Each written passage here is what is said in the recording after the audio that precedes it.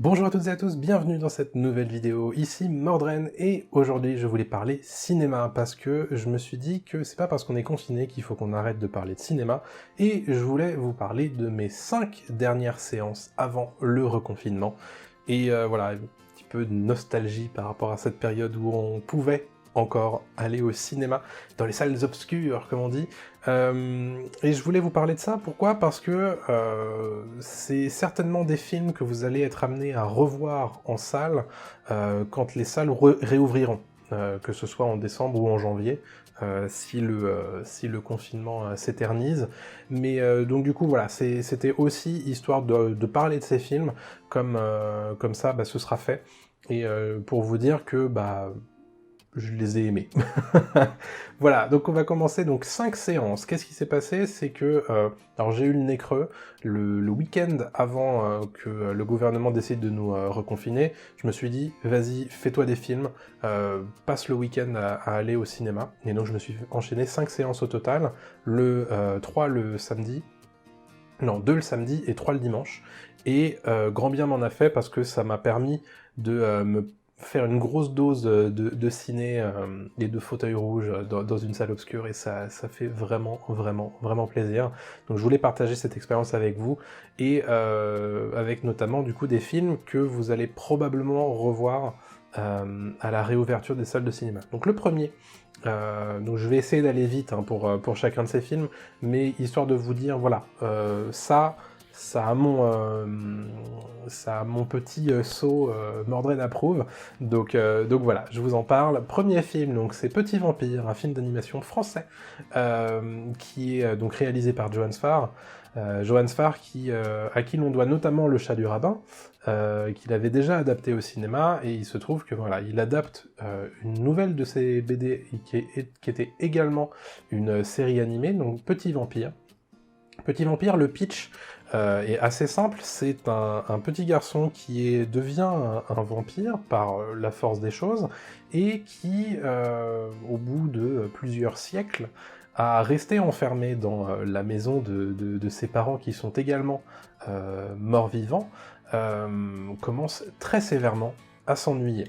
Et ce petit, qui, malgré le fait qu'on lui offre un ciné-club tous les soirs pour essayer de le désennuyer à regarder des films d'horreur, et ben ce petit vampire, lui, tout ce dont il a envie et ce qu'il recherche dans la vie, c'est de se faire des copains.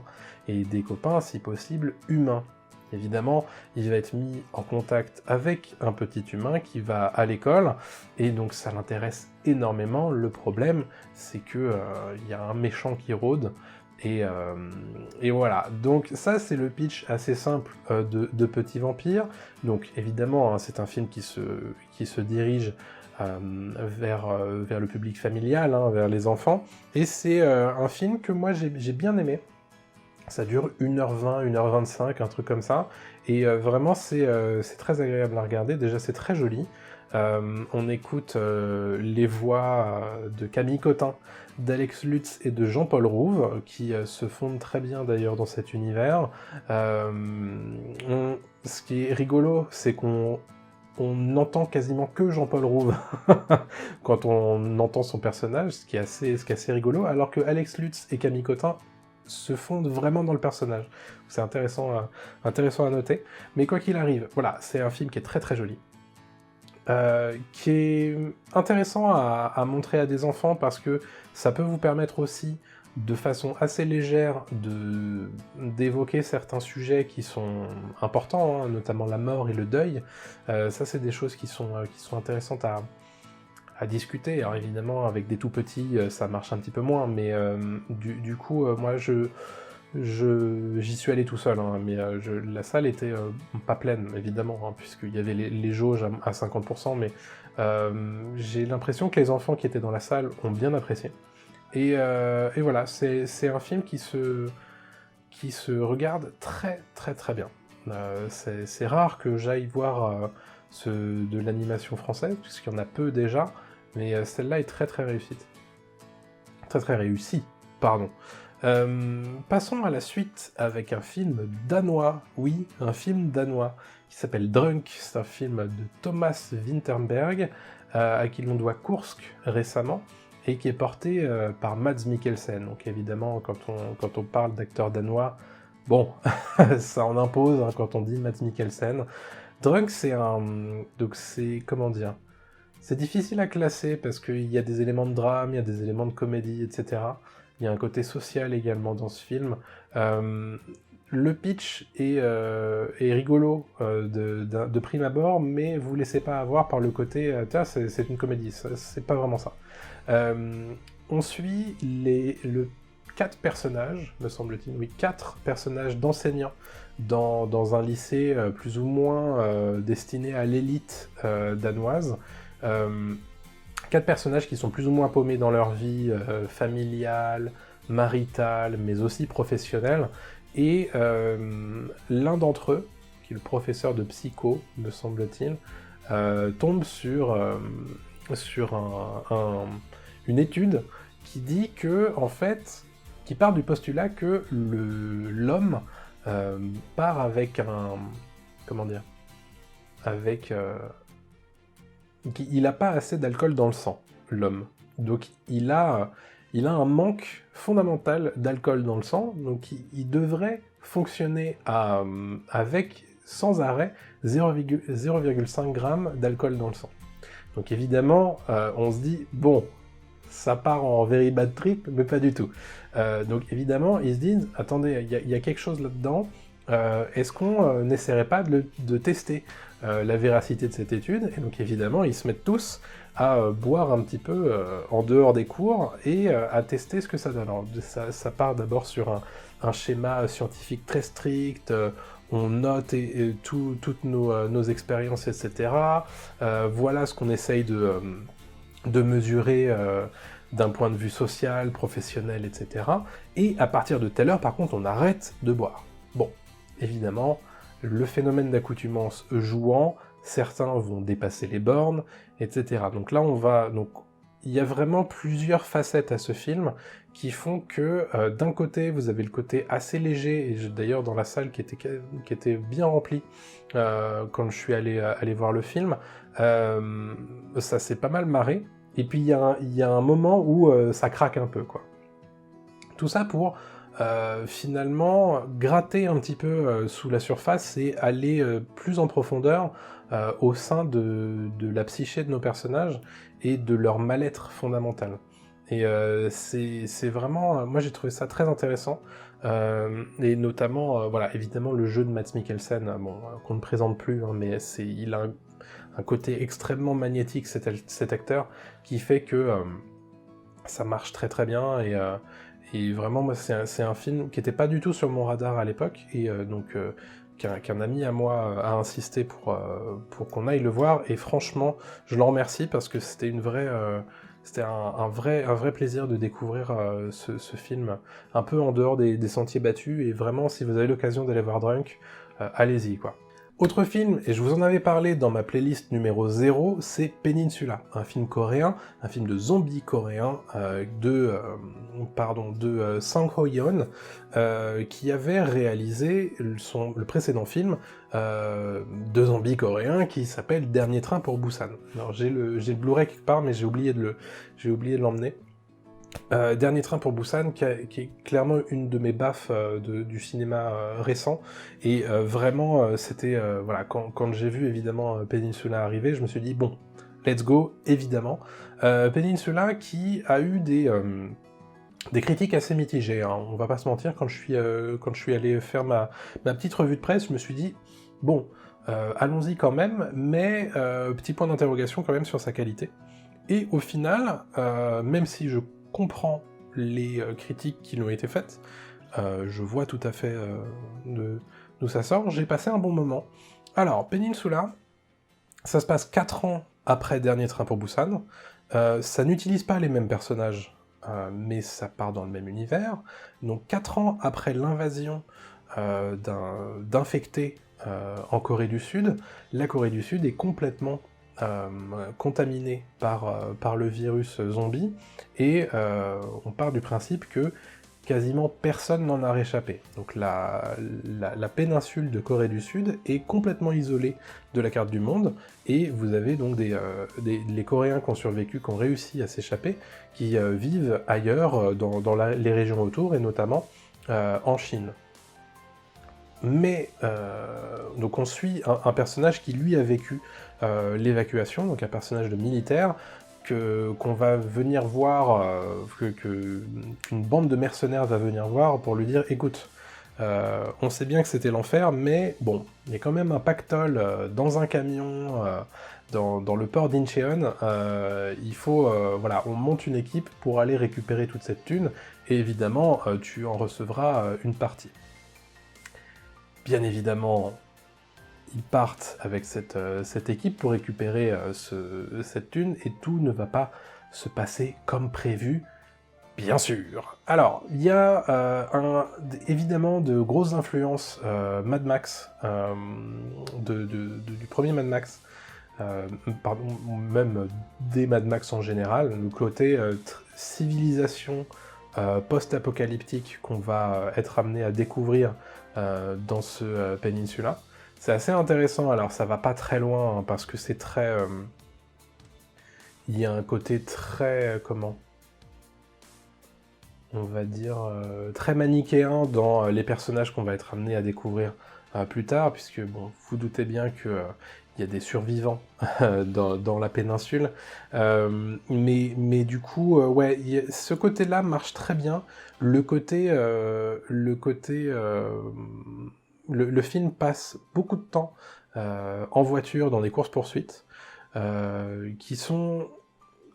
alors, ça en fait des caisses, pour le coup, et il y a des problèmes aussi d'effets visuels, on va pas se mentir. Le côté rouler sur des zombies, et puis de nuit, et dans des hordes de zombies, c'est rigolo, et au bout d'un moment, en fait, on voit les artifices, et parfois c'est pas très très joli d'un point de vue visuel, donc... Voilà, on sent qu'il y a des ambitions, mais que le budget suit pas toujours. Ça, c'est la première problématique de Peninsula. Deuxième problématique qui avait été soulevée notamment par la presse, enfin une certaine partie de la presse, c'est que le jeu est caricatural. Alors j'ai pas trop compris cette critique, parce que c'était également le cas dans Dernier Train pour Busan, qui n'hésitait pas d'ailleurs, tout comme Peninsula, à sortir les violons pour essayer de nous soutirer des larmes ou en faire des caisses. Donc c'est également le cas dans Peninsula, donc si vous n'êtes pas trop fan de ce genre de truc-là, je pense qu'il faut que vous passiez votre chemin. Mais il en reste que Peninsula est un bon moment, qui est clairement moins bon que Dernier Train pour Busan, c'est bien dommage, mais ça se regarde très bien.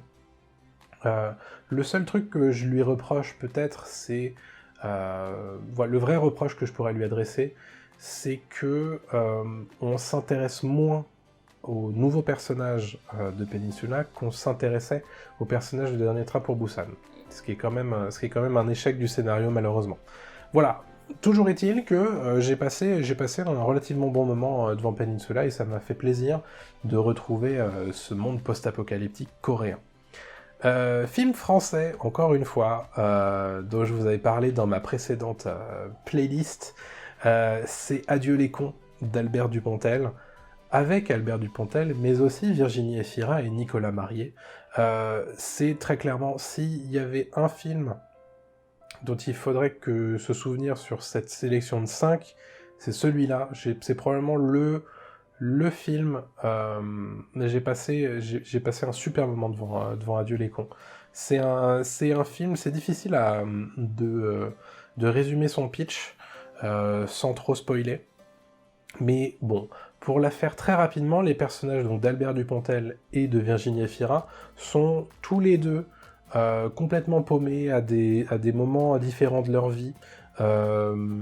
L'une qui a des problèmes médicaux, et l'autre qui a des problèmes professionnels, et c'est des personnages qui vivent deux vies parallèles et qui d'un coup vont être amenés à voir leur parcours se rencontrer, et c'est des personnages qui ne vont plus se lâcher à partir de ce moment-là.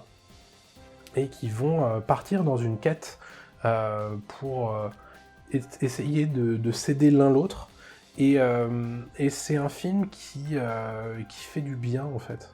Il y a évidemment un côté très...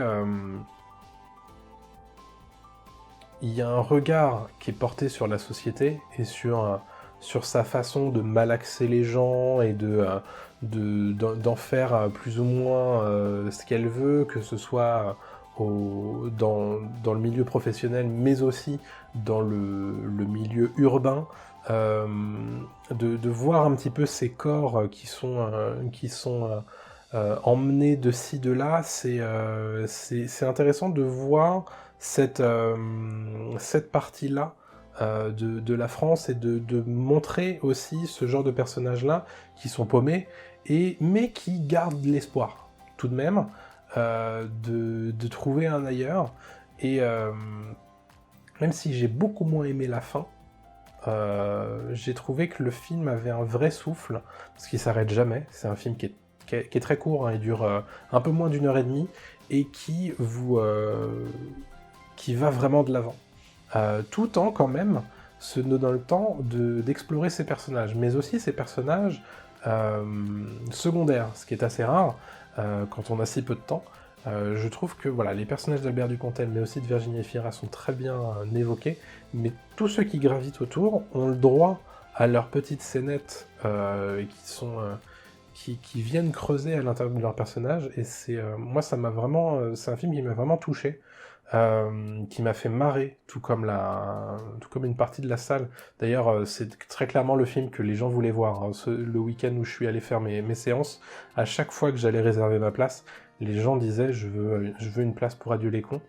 Et donc voilà, c'est un film qui marchait très bien avant qu'on nous reconfine, donc je pense qu'il est promis un bel avenir au moment de la réouverture des salles. Et ça serait pas volé, parce que c'est un très bon film que je vous recommande chaudement. Je voulais terminer avec un 5e film qui, lui, pour le coup, je doute que vous ayez l'occasion de le voir à la réouverture des cinémas, parce qu'il avait plus ou moins terminé sa vie en salle au moment où je l'ai vu, où il restait plus qu'une seule salle qui le passait à Paris, par exemple. C'est Lupin 3 The First, donc un film d'animation dont je vous avais parlé dans ma playlist numéro 0, qui est un film de Takashi Yamazaki, film d'animation japonais qui, au lieu de prendre le parti de l'animation 2D, utilise des techniques d'animation en images de synthèse, ce qui est une première pour le personnage de Lupin 3, Lupin 3 qui est le petit-fils d'Arsène Lupin, que vous connaissez probablement pour la série Edgar. Je crois qu'en France il s'appelait Edgar Gentleman Cambrioleur pour des histoires de droit, mais bref, c'est Lupin 3. Personnage que je connaissais pas du tout, et j'étais très curieux de voir ce qu'il en était dans cette nouvelle adaptation de ses aventures, et vraiment c'est un film qui m'a vraiment fait plaisir. C'est un film d'aventure tel qu'on en a besoin en ce moment au cinéma. Il y a un côté très Indiana Jones dans l'esprit, avec le côté péripétie, mais aussi les figures de méchants qui sont utilisées, parce que c'est un personnage qui est en quête d'un journal très précieux d'un archéologue, et il se trouve que ce journal est recherché par des nazis. Donc évidemment il y a une veine très très Indiana Jones là-dedans, et puis le côté évidemment péripétie plus on va de l'avant, c'est vraiment, il y a un côté très road trip aventurier là-dedans, plus les énigmes et le côté où on se vole les uns les autres, parce qu'il y a des personnages qui gravitent autour de Lupin qui ne lui veulent pas forcément que du bien. Donc c'est voilà, la galerie de personnages qui est présentée est très intéressante, et m'a permis de découvrir un petit peu ce monde-là. Donc je tiens à rassurer les gens qui connaissent pas spécialement Lupin 3, c'était mon cas, et j'ai pas du tout été paumé, et au contraire, ça m'a donné envie de poursuivre dans ma découverte de tout ça. Donc voilà, c'est ce que je vous disais, c'est un film qui va probablement pas revenir à la réouverture des salles de cinéma, mais Il va très probablement bientôt sortir en DVD, et donc voilà, je vous conseille de prendre le DVD si ça vous intéresse. C'est un film qui est très rythmé, qui est rigolo, qui se regarde très facilement en famille, et qui vous permet voilà, de découvrir tout cet univers-là dans une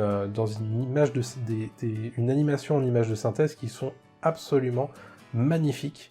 Donc allez-y, foncez si vous avez l'occasion de prendre le DVD ou même le Blu-ray. Voilà, Lupin 3, The First.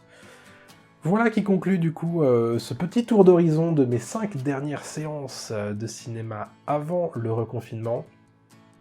Quelque chose me dit que j'ai bien fait de me faire un petit marathon cinéma avant le reconfinement, parce que voilà, ça me manque déjà, et j'ai très hâte de pouvoir y retourner dans des conditions sanitaires qui seront correctes, bien sûr. Et vous, quels sont les films que vous avez vus avant le reconfinement? Ça m'intéresse, partagez avec moi vos derniers souvenirs de séances. Ça m'intéresse bien sûr dans les commentaires. Si cette vidéo vous a plu, n'hésitez pas à laisser un petit pouce bleu, un commentaire, à vous abonner si ce n'est pas encore fait, et si vous êtes abonné, n'hésitez pas à cliquer sur la petite cloche pour recevoir les notifications dès que je publie une nouvelle vidéo, pour ne pas en rater d'autres. Voilà, je vous dis à très bientôt, je l'espère, pour d'autres vidéos. Portez-vous bien, prenez soin de vous et de vos proches, et à très bientôt tout le monde. Salut à tous.